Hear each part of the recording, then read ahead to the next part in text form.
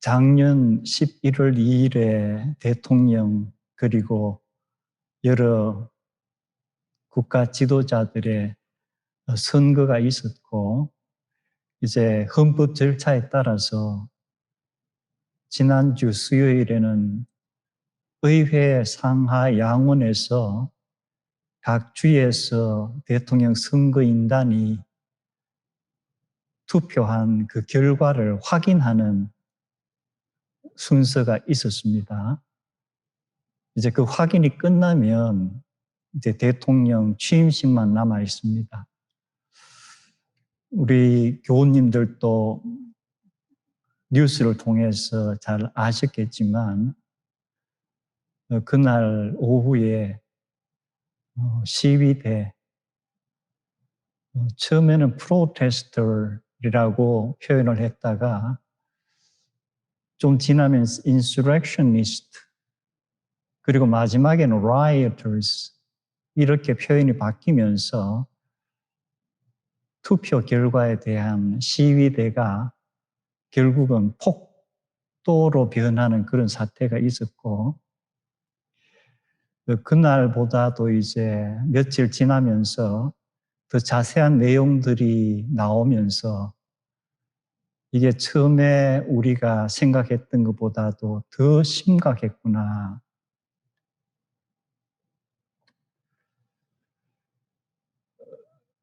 저는 그 사태를 보고 며칠째 한 2달간 제 나름대로 이렇게 우려했던 것들 다시 한번 쭉 짚어보았는데, 제가 11월 셋째 주일인가 넷째 주일에 마태복음 6장 예수님께서 근심하지 마라. 너희는 먼저 하나님의 나라와 그의 의를 구하라 하는 말씀 나누면서 투표가 있고 나서 수요일, 목요일 제가 굉장히 불안했다고 그랬죠. 그리고 불안의 정도가 이게 그냥 일시적인 불안이 아니고 정말 무어라 표현할 수 없는 불안. 그러면서 2층 제 방에서 잠시 누워서 간절히 기도를 하는 중에 좀 말씀드리기가 조심스럽습니다만 제 나름대로는 환상이라고밖에 표현할 수가 없을 것 같습니다. 그 눈을 감고 어두운데 갑자기 한 문장이 딱 찍혔다. 제가 주일날 설교에서는 언급만 했고 정확하게 그 문장을 얘기하지 않고 사람 이름, 그리고 동사, 그리고 A 부정관사, 그리고 명사 이렇게만 설명을 했었는데, 그 전에 수요 성경 공부에서는 제가 그 문장을 말씀을 드렸었어요. 그 문장은 사람 이름은 트럼프라는 이름이고 동사는 makes, 그 다음에 A, 그 다음 마지막 명사는 death, 죽음이라는 뜻이에요. 제 눈앞에 갑자기 딱 나타난 글자들이 Trump makes a death. 제가 주일 설교에서 말씀드렸지만 어려운 단어도 하나도 없고 문장도 너무 심플한데 제가 문장을 쓰면은 그런 문장을 쓰지를 않아요. 문법적으로 하자가 없는데 의미가 너무 모호한 거예요. 제가 읽고 또 읽고 또 읽고 그날은 우선 그것을 읽는 중에 견딜 수 없던 불안이 쏙 잠재워졌다는 그 얘기를 제가 드렸고, 그 다음부터 제가 이게 과연 무슨 뜻일까? 분명히 데스 다음에 어떤 단어가 있으면은 뜻이 명확해질 건데, 그래서 제가 하루하루 지내면서 특별히 신앙적으로 또는 영적으로 조금 신경을 쓰고 또 기억해야 될 것들이 있으면은 이렇게 일지에 적어 놓는 게 있습니다. 제가 일지에 뭐라고 적었느냐 하면은 뜻이 참 모호하다. 그러면서 데스 다음에 단어를 3개를 적어 봤어요. 첫 번째는 Trump makes a death wish. 보통 death wish 하면은 자기가 죽고 싶다는 거 아니에요. 그래서 wish를 빼면은 트럼프가 누굴 죽인다는 뜻인가? 그런데 wish를 붙이면 트럼프가 누구가 죽기를 원한다는 뜻도 되지만 스스로 죽기를 원한다는 뜻인가? 그 다음 두 번째 제가 적은 것은 Trump makes a death certificate라 적었어요. 트럼프가 자기 사망 진단서를 만들고 있다. 이런 의미인가? 그리고 세 번째 제가 적어 놓은 문장은 Trump makes a death documentary. 죽음의 다큐멘터리를 찍고 있다. 그리고 제가 역시주일날 설교에서 이것이 과연 내년 1월까지 계속될 것인지 하는 말씀을 드렸고, 제가 어제도 그 주일에 했던 설교 그 부분을 다시 몇 번 봤어요. 내가 11월 이 주일에 이렇게 설교를 했구나. 그리고 지금까지 이렇게 지키면서 이게 어떻게 하나의 예언적인 것일까 했었는데, 이번 수요일에 의사당에 난입하고 하는 그 폭도들의 그 사진들, 내용들 보면서, 그리고 그 이후에 한 며칠 동안에 이 급격하게 바뀌는 사건들을 보면서 제가 아까 뒤에 붙였던 death wish, death certificate, death documentary, 이게 이루어지는 건가? 아직도 대통령 취임식까지는 열흘이 남아있고, 그 다음에도 어떤 일이 일어날지 지금은 상당히 불안정한 상태입니다. 제가 지난 주일에 예배 마치고 우리 예배부의 두 청년부 형제들하고 잠시 얘기를 나누면서 트럼프가 이번 새 대통령 취임식에 참석하지 않을 것 같다 하는 얘기를 제가 했어요. 미국 역사상 후임 대통령의 취임식에 참석하지 않았던 대통령이 3명이 있습니다. 존 애덤즈, 아주 2대 대통령, 존 퀸시 애덤즈, 그리고 앤드류 존슨. 그런데 이 세 사람의 특징은 재선에서 실패했어요. 그리고 재선 과정이 굉장히 좀 치열하고 뒷얘기가 많은 거예요. 그런데 궁극적으로 역사학자들의 평가는 인품의 문제다. 어떤 과정을 거쳤더라도 인격적으로 문제가 있다. 세 번째 대통령이 참석하지 않았던 게 지금부터 약 150년 전이에요. 그러니까 그 이후에는 제가 미국 대통령 선거에서 어느 사람이 돼도 괜찮겠다. 제 나름대로 검증을 거쳤기 때문에. 그리고 과거 150년 동안은 최소한 대통령들이 자기가 실패했더라도 후임 대통령의 선거 취임식에는 참석하는 것이 평화로운 정권 이전에 그 모습을 국민들에게 보여준다는 면에서 최소한의 인품은 갖춘 사람들이에요. 근데 이번에 트럼프라는 이 인물은 나는 취임식에 참석하지 않겠다고 발표를 했죠. 결국 이 인물은 학습 효과가 전혀 없는 인물이구나. 역사를 전혀 공부하지 않는 인물이구나. 우리가 흔히 정치꾼이란 단어도 쓰고 정치인이란 단어도 쓰고 정말 위대한 경우에는 정치가라는 단어를 쓰죠. 스테이츠먼. 보통은 정치가의 수준은 힘들고 그저 정치인 정도, politician. 근데 정치꾼들이 한국도 미국도 어느 때보다도 많아지는 것 같고 정치꾼의 수준에도 미달하는 이 조폭과 같은 인물들도 지금은 상당히 등장을 하는 것 같아서 과연 앞으로 미국 사회가 어떻게 될 것인가.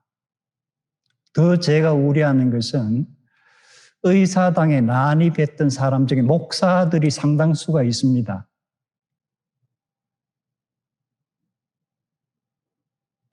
그들은 지금도 트럼프가 선거에서 사기를 당했다고 믿고 있는 사람들이에요. 그리고 그들은 또한 트럼프가 하나님의 나라와 의를 구하는 사람이라고 그래요. 그래서 우리가 같은 성경을 읽지만 이 말씀을 삶에서 어떻게 적용하고 해석하는가 너무나도 중요한 문제예요. 제가 우리 교우님들에게 몇 번 말씀드리는 것이 한 교회의 목회자, 목사가 설교를 통해서 교우들에게 분명히 많은 영향을 끼칩니다.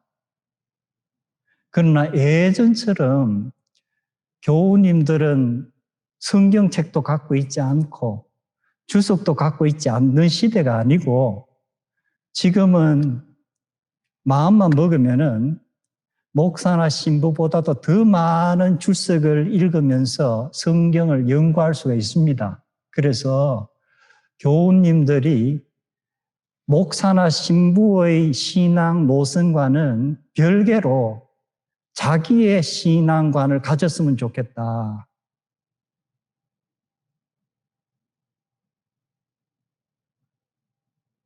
저는 최선을 다해서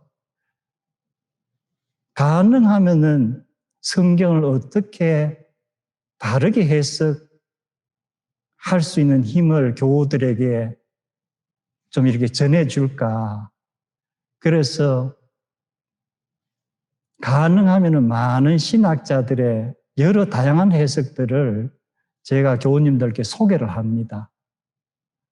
교우님들 스스로 각자의 삶에서 이 말씀이 이렇게 저렇게 어떻게 해석되는 것이 좋을까? 궁극적으로 구원의 문제는 대단히 단순합니다.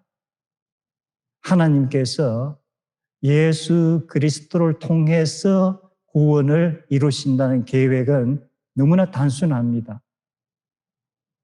그 외에 여러 가지 해석에 어려운 점들이 있고 특히 예언은 더 다양하게 해석의 여지가 있어서 저도 제가 하나의 어떤 일종의 환상이랄까 제 개인적인 것이어서 나누기를 몹시 주저했었고 그러면 지금도 과연 이 해석이 맞는 것인가 이게 앞으로 어떻게 전개될 것인가 제 나름대로 지켜보고 있는 그러한 정도입니다. 오늘 제가 읽었던 이사야서가 몇 장까지 있는지 아세요? 1장부터 66장까지죠. 물론 처음에 이사야가 이것을 자기가 기록했든지 아니면 다른 사람에게 대피를 했든지 모르지만 대체로 원본은 처음부터 끝까지 어떤 장이라든가 절의 구별이 없이 쭉 쓰여졌다고 합니다. 그런데 지금은 우리가 편리하게도 장과 절에 이렇게 구분해 놨죠. 물론 좀 인위적인 그러한 구분입니다. 하지만 이에 맞추어서 이사야서가 크게 두 개로 주제에 따라서 가른다면은 1장부터 어느 장까지, 그리고 어느 장부터 마지막 장까지 이렇게 갈라질까요? 아주 중요한 포인트입니다. 제가 힌트를 드리면은 우리가 가지고 있는 이 개신교에서 쓰는 성경은 66권이지요. 여기에 구약 성경이 몇 권입니까? 39권. 그리고 신약 성경이 27권 이렇게 되어 있죠. 이게 힌트예요. 그러면 이사야서는 1장부터 39장까지 이게 큰 하나의 주제로서 주로 심판의 내용이 많습니다. 물론 이사야 그리고 예언의 특성상 이 심판이 주제이지만 이 사이사이의 예언마다 심판과 구원과 회복이 섞여 있어요. 하지만 큰 주제는 심판입니다. 그리고 40장부터 66장까지는 회복과 구원에 관한 말씀이에요. 큰 주제가. 그렇다면은 오늘 제가 읽었던 부분이 이사야 40장 1절부터 3절까지를 제가 봉독했습니다. 그렇다면 이것은 크게 이제 회복과 구원에 관한 것이 주제이구나. 그러면 이사야서 39장에는 뭐가 있을까? 심판이 주제가 되는, 큰 주제가 되는 이 전편에서 마지막 장은 무엇이 있을까? 제가 한 가지만 더 물을게요. 왜냐하면 이 물음이 여러분이 이 이사야서를 이해하는 데 도움이 많이 되기 때문입니다. 39장 그리고 40장 아마 이사야가 처음 원본에는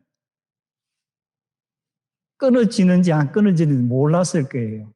그러나 지금은 우리가 39장과 40장이 이렇게 갈라진다 생각하면은 39장 마지막 글자와 40장 첫 번째 글자 사이에 몇 년의 세월이 들어있을까요? 그리고 39장 마지막과 40장 시작 사이에 성경을 보고 근동 지역의 역사를 보면은 어떤 주요한 사건들이 들어있을까요? 39장과 40장 사이에는 약 150년에서 180년의 세월이 이 사이에 있습니다. 그리고 이 사이에 전편에서 그 당시 근동 지역의 가장 강한 나라는 아수르예요. 이 후편에서 근동 지역에서 가장 강했던 나라는 바벨론이에요. 그러면은 39장과 40장 사이에서는 가장 강했던 아수르 제국이 멸망하는 역사가 있고, 그리고 그 다음에 바벨론이 강국이 되면서 예루살렘을 1차, 2차, 3차 침공하는 사건이 있습니다. 이 침공하는 사건의 대부분이 이사야서에 나와 있고 예레미야와 에스겔이 주로 이 침공에 관해서 기록을 남긴 거예요. 그리고 또 이 사이에는 바벨론 제국이 거의 멸망하는 그 시간까지가 여기에 들어 있습니다. 그래서 우리가 이 특히 예언서를 보면서 일반 역사에서 그리고 그 시기와 사건들이 이 사이사이에 어떻게 들어가는가, 이런 예언이 역사적으로 어떠한 현실로 나타나는가, 이것을 연구하는 것이 대단히 중요합니다. 아마 일반 교우님들에게는 좀 힘든 작업일 거예요. 하지만 저는 이 예언서를 지난번에도 말씀드렸지만 꾸준히 정기적으로 읽고 이 연구를 좀 하는 편인데 놀라운 것들이 참 많아요. 자, 그래서 우선 39장에서 놀라운 것이 히스기야 왕이라고 있습니다. 아마 남유대 왕국에서 제일 하나님을 잘 섬겼던 두 왕을 꼽으라 그러면은 히스기야와 그 다음에 요시야 왕일 거예요. 그런데 히스기야 왕이 병에 걸립니다. 그래서 기도를 합니다. 그러자 하나님께서 15년간 생명을 연장시켜 주겠다. 이사야를 통해서 예언을 하십니다. 그리고 히스기야가 그 예언이 정말 이루어질지 징표를 보았으면 좋겠다. 이때 해시계가 그림자가 15도 뒤로 가게 하는 징표를 보여주시는 사건이 나타납니다. 그리고 병이 나아서 외국에서 히스기야 왕의 병이 나았다는 소식을 듣고 또 하나는 해시계 그림자가 이동했다는 소식을 듣고 궁금증과 함께 축하하러 사신들이 오는 거예요. 그 사신들이 바로 바벨론 사람들입니다. 그런데 이 당시는 아직도 아수르 제국이 아주 강한 세력을 형성하고 있을 때여서 남유다와 바벨론과 다른 나라들이 어떻게 보면은 이 아수르를 견제하기 위해서 서로 협정을 맺기를 원하는 그런 때예요. 그래서 아직은 최강국이 아닌 바벨론의 사신이 오면서 히스기야가 그 화신들을 맞아서 자기 궁중에 있는 모든 것을 다 보여줍니다. 그 이후에 이사야가 히스기야를 찾아와서 당신을 찾아온 사람들이 어디서 왔습니까? 바벨론에서 왔습니다. 아주 멀리서 이 사람들이 왔습니다. 무엇을 그들이 보았습니까? 내가 이 예루살렘 왕궁의 모든 것을 다 보여주었습니다. 그때 이사야를 통해서 하나님께서 히스기야 왕에게 해주시는 예언이 좀 놀라워요. 왕은 만군의 여호와의 말씀을 들으소서. 보라, 날이 이르리니 내 집에 있는 모든 소유와 내 조상들이 오늘날까지 쌓아둔 것이 모두 바벨론으로 옮긴 바 되고 남을 것이 없으리라. 또 내게서 태어날 자손 중에서 몇이 사로잡혀 바벨론 왕궁의 환관이 되리라 하셨나이다.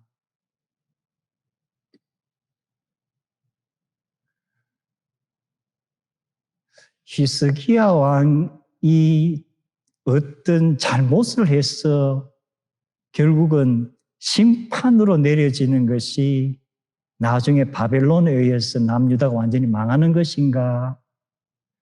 우리가 그렇게 인과관계를 형성하기에는 사실 조금 무리가 있습니다. 하지만 제가 오늘은 깊이 들어가지 못하지만 이때 이 히스기야 왕의 나중에 결정적인 어떤 문제가 첫 번째는 내가 다스리는 남유다가 상당히 괜찮은가 보다. 그리고 저 멀리서 바벨론이라는 나라가 아직 최강국은 아니지만 상당히 이제 지금 성장하고 있는 나라가 사신들을 나에게 보내서까지 나를 대접해 주는구나. 그리고 또 하나는 저 사람들에게 남유다의 세력이 어느 정도인지 내가 한번 보여줘야 되겠다.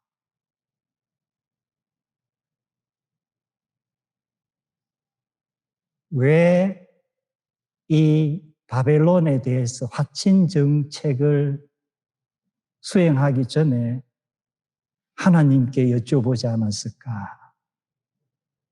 자기가 죽으리라는 그러한 예언을 받고는 이사야를 부르고 기도를 하고 했는데 왜 이렇게 상황이 달라지고 자기가 이제 잘 되면서는 하나님에 대해서 그러한 어떤 것을 하지 않았을까?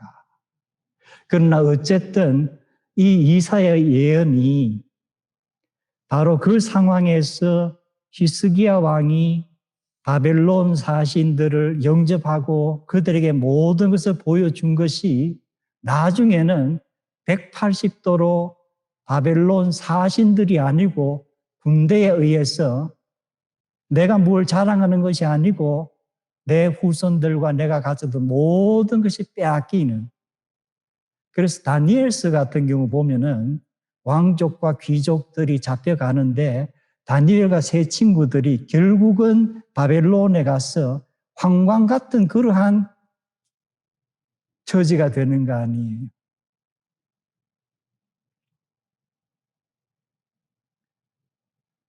그래서 와, 인간이 특히 지도자가 자칫 잘못하고 나의 위상을 높이게 될 때에 엄청나게 국민들에게 큰 피해가 가는구나. 히스기야와 같이 하나님을 잘 섬겼던 지도자도 이러한 패착을 할 수가 있는데 평범한 인간이 어떻게 지도자가 되면서 그들이 하는 결정들에 의해서 잘 될 수도 있지만 결국은 국민들에게 엄청난 폐해를 줄 수도 있겠구나.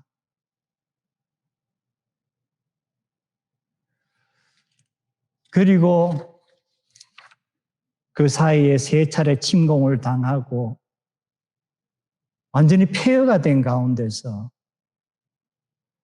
바벨론 제국의 전성기가 어느 정도 사그라들면서 페르시아가 다시금 바벨론에 이어서 근동지역의 최강국으로 등장할 즈음에 주신 예언이 이사야서 40장이에요.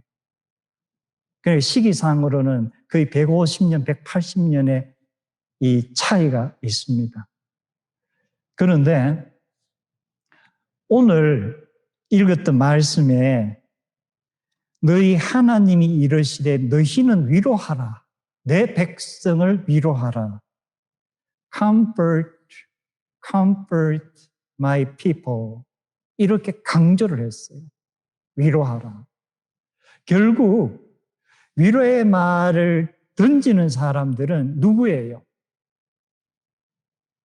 수백 년 전에 이미 예언을 하는 이사야와 같은 선지자로부터 시작해서 바로 그 시대에 살았던 예스겔 그리고 예레미야 같은 사람들이 계속해서 이제 결국 위로의 말씀을 전하는 거예요. 심판과 함께.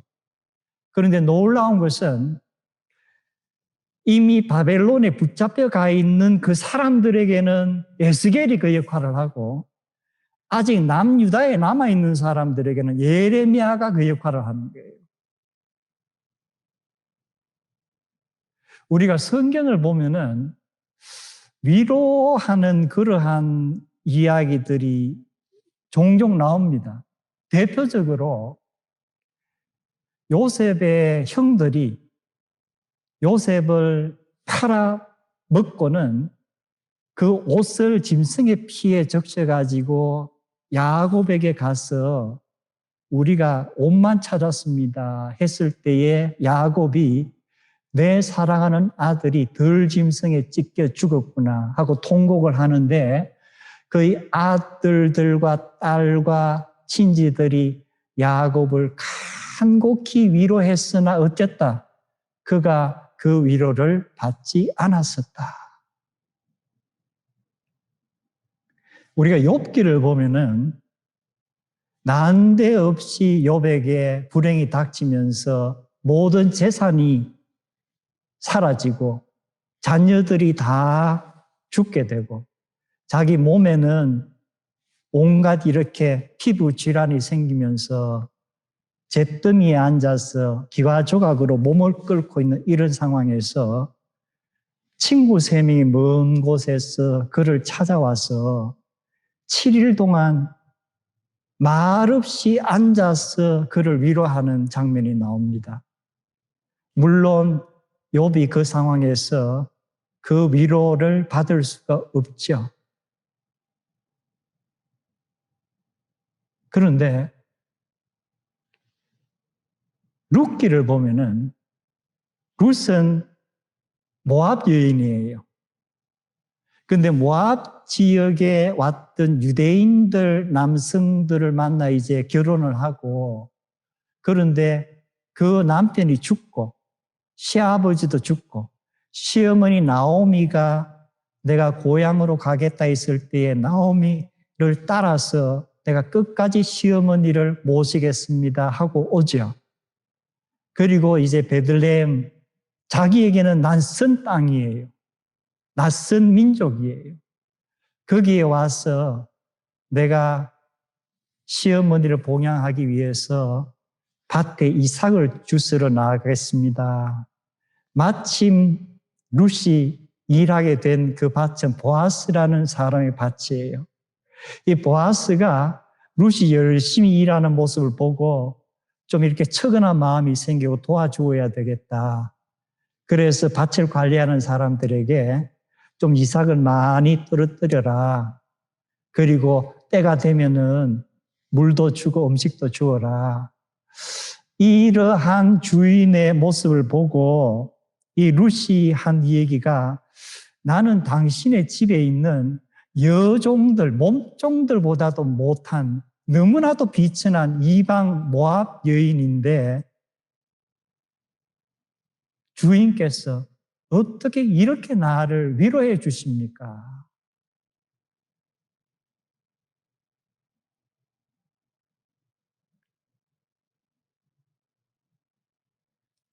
우리가 잘 아는 시편 23편에서 다윗은 사망의 음침한 골짜기를 지나가더라도 주의 지팡이와 막대기가 나를 안위하시나이다. 나의 마음을 위로해 주시고 나의 삶에 평안을 주시나이다 하는 고백을 합니다. 그렇다면은 룻은 자기를 위로하는 사람의 그 마음을 받아서 자기가 위로를 받은 거예요. 다윗도 그의 삶 가운데서 어떤 상황에서 누구를 통해서인지 모르지만 그것이 여호와 하나님께서 자기를 위로해 주시는 것으로 다윗은 그를 깨달은 거예요. 그런데 앞에서 야곱과 욥의 경우는 친구들과 친지들이 위로를 해 주려 해도 위로를 받을 수가 없었던 것이 무슨 차이일까? 무슨 차이일까? 그렇다면은 오늘 이사야 40장에 하나님께서 앞으로 선지자들과 종들을 통해서 바벨론에 억류되어 있는 유대 사람들, 그리고 유대 땅에 남아 있으면서도 너무나도 어려움 가운데 있는 그 유대 사람들을 위로하라, 위로하라 하시는데 이 예언자들이 여호와 하나님의 예언의 말씀으로 위로를 받아라고 했을 때에 과연 이 억압되어 있는 사람들, 본토에서 아직도 고생하고 있는 이 민족들이 그 위로로 받아들일까?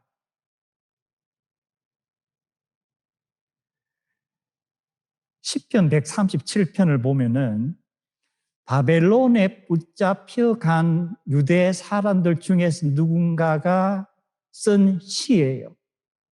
우리가 바벨론의 여러 강변에 앉아서 시온을 기억하며 슬피 울었도다. 우리가 강변의 버드나무에 우리의 수금을 걸어버렸도다. 왜? 우리를 잡아온 바벨론 사람들이 우리에게 자기들의 흥이 돋도록 너희들 유대 민족의 노래를 하나 불러봐 하는데, 우리가 어떻게 조국이 피폐하고 성전이 무너졌는데 이 이방 땅에 와서 이 이방인들에게 여호와의 노래를 부를 수 있겠느냐. 그러니 차라리 우리가 수금을 부수고 우리의 손이 가락을 타지 못하도록 우리의 혀가 달라붙어서 노래를 하지 못하는 편이 좋겠다. 애국심은 느껴지지만 소망은 전혀 느껴지지가 않아요. 과연 이런 사람들에게 위로하라, 위로하라 해서 위로를 전할 때에 이들이 위로를 받아들일 것인가? 결국은 메시지도 중요하지만 메시지를 전달받는 사람의 신앙관이에요. 제가 바벨론의 멍에를 메라 하는 제목으로 설교를 했던 그 주일에 그 당시에 어떤 신학의 두 가지 조류, 하나님께서 성전에 거하시고 예루살렘은 하나님의 도성이기 때문에 절대로 하나님께서 이 도성을 파괴시키게 두지 않으신다 라고 믿었던 그 신앙관을 가진 사람들은 결국 바벨론에 의해서 예루살렘이 파괴되고 성전이 무너졌을 때 결론은 뭐예요? 바벨론 사람들이 섬기는 신보다 우리가 섬겼던 신이 약한가 보다. 예전의 전쟁은 일종의 신들의 전쟁이에요. 그들의 신앙과는. 이 약한 신이 지금까지 우리를 방치했다가 사람 보내서 앞으로 이렇게 하겠다 위로하는데 이거 우리가 믿을 수 있을까? 한편으로 하나님께서 전지전능하시고 우리를 사랑하시지만 우리와 맺은 언약이 우리가 하나님의 말씀을 섬기고 잘 들으면은 복을 주시고 그렇지 않으면은 우리를 심판하신다고 했었는데 지금 우리의 이 어려움은 우리가 잘못해서 하나님께 받은 심판이다. 이제 하나님께서 위로를 주시는 것은 이 심판이 끝이 나고 하나님이 새로운 세계를 열어주시겠다는 거구나. 이런 신앙관을 가진 사람들에게는 이 말씀은 전달이 되는 거예요.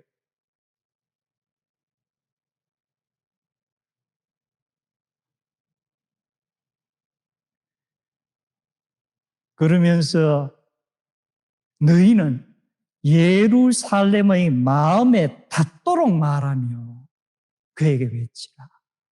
결국은 우리의 심령이 움직여야 야곱에게 아들, 딸의 위로가 마음에 닿지가 않았어요. 욥에게 그 친구들의 그 무언의 위로가 마음에 닿지가 않았어요. 그럼 룻에게는 보아스의 그 친절한 말이 마음에 와 닿은 거예요. 다윗에게도 어떤 상황에서도 여호와 하나님께서 주시는 말씀이 그의 마음에 와 닿은 거예요. 그래서 이스라엘 백성에게 외치라, 위로하라. 그러나 마음에 닿게 하라. 마음에 닿게 하라.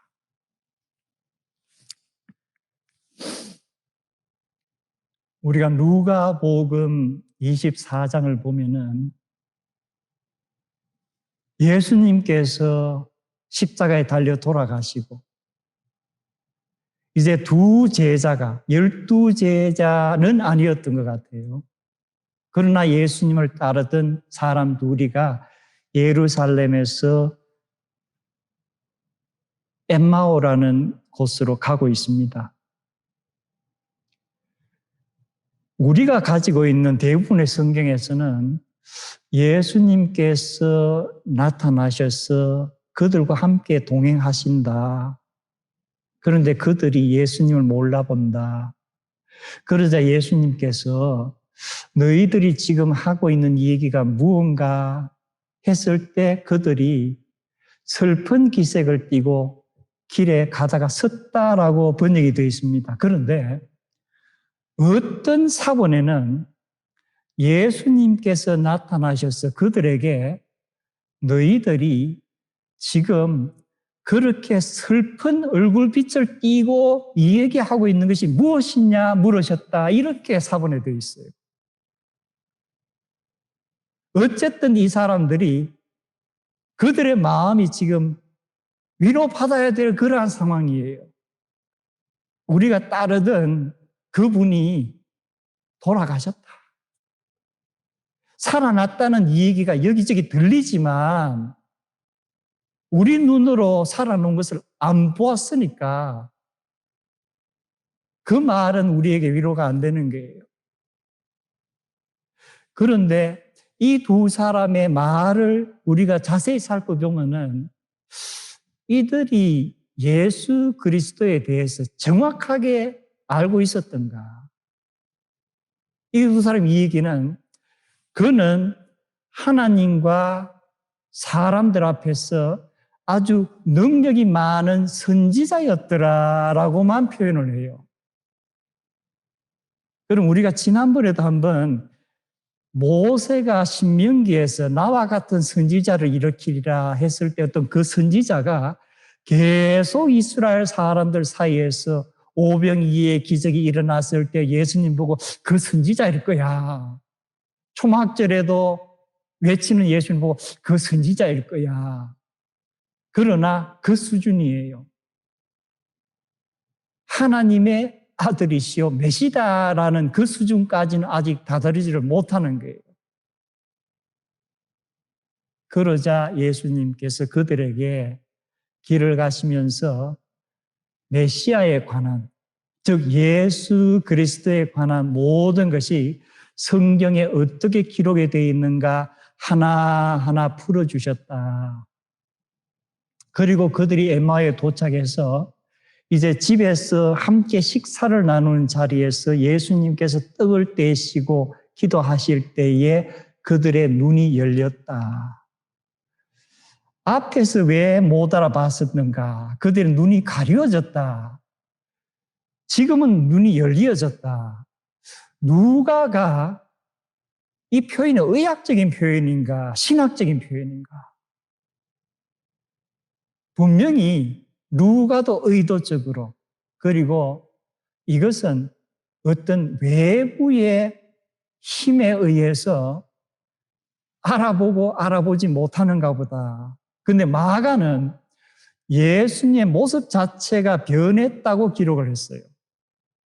어쨌든 이 두 사람이, 그리고 이 복음서의 많은 사람들이 예수님을 처음에 알아보지 못한 것은 그들이 예수님이 성육신 하셨을 때 보았던 그 모습과 부활 이후의 어떤 예수님의 모습의 차원이 분명히 다른 건 확실해요. 정확하게 우리가 설명을 할 수 없지만. 그런데 예수님이다 하는 순간에 어떻게 됐다? 예수님께서는 그곳에 계시지 않더라. 제가 이 말씀을 보면서 우리가 에녹이라는 사람이 하나님과 동행했는데 하나님께서 그를 데려가심으로 그가 더 이상 있지 않더라. 히브리서에서는 하나님께서 그를 옮겨가셨기 때문에 보이지 않더라. 이 에녹에 대해서 우리가 항상 미스터리가 있어요. 데려가셨다는 게 무언가, 보이지 않는다는 게 무언가. 그렇다면 부활의 몸이란 것이 무엇인가? 결정적으로 중요한 것은 예수님이 갑자기 예수님이구나 하는 순간에 사라지셨을 때에 이 두 제자가 나눈 대화가 뭐예요? 길에서 우리에게 말씀을 풀어주실 때 우리의 마음이 뜨겁지 않더냐. 슬픈 기색으로 예루살렘을 떠나서 엠마오로 가던 그 침통에 잠겨있던 그 위로가 필요했던 두 사람에게 예수님의 풀어주시는 성경 말씀이 마음에 와 닿은 거예요. 그 말씀을 통해서 그들이 위로를 받았을 뿐만 아니고 그들은 다시금 일어나서 예루살렘으로 돌아갑니다. 결론을 맺습니다. 제 체험도 그렇고 여러 사람과의 나누면서도 그렇고 위로를 받을 수 있는 마음의 준비는 어떤 일어난 충격적인 사건 또는 슬픈 사건이 이제 모든 것의 마지막이다 라고 마음에 꽉 와닿았을 때는 어떤 위로도 소용이 없어요. 그런데 내가 지금 겪고 있는 이 상황은 영구적인 것이 아니고 일시적이다. 분명히 새로운 미래가 열릴 수 있다. 그런데 그 미래는 시간과 공간을 주관하시고 과거와 현재와 미래를 다 알고 주관하시는 하나님에 의해서 열릴 수 있다고 믿을 때에 위로는 이루어지는 거예요. 그것이 내 마음 속에서 일어날 때에 위로의 말씀은 내 마음에 와닿고 나는 결국 위로를 누구에게 받는 거예요? 하나님께로부터 받는 거예요.